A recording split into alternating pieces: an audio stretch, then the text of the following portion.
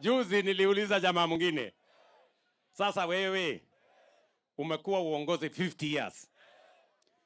Wewe barabara ya kwenda kwako ni ya vumbi. Umekuwa uongozi 50 years. Kama una akili ya kupanga barabara ya kwenda kwako, utakujaje kupanga uwe na akili ya kupanga barabara za kwenda kwa Wakenya hii ingine? Si ndio? Ati amejitetea. Mnajua vile amejitetea? Amesema hapana, sio 50 years, ni 40. Sasa mimi nataka nimuulize huyo jamaa. Okay, wacha niseme nilikosea kusema 50. Pengine ni 40.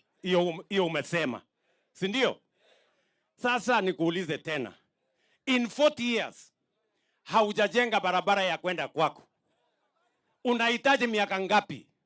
Kwa sababu 40 inaonekana ni kidogo. Unahitaji miaka 100 ngapi ndio uweze kujenga barabara ya kwenda kwako? Na kama unahitaji miaka 100 na hii ya Wakenya, si utahitaji miaka 1000 ndio uweze kupanga ya kwenda kwa Wakenya wengine? Huyo mtu wako na akili kweli?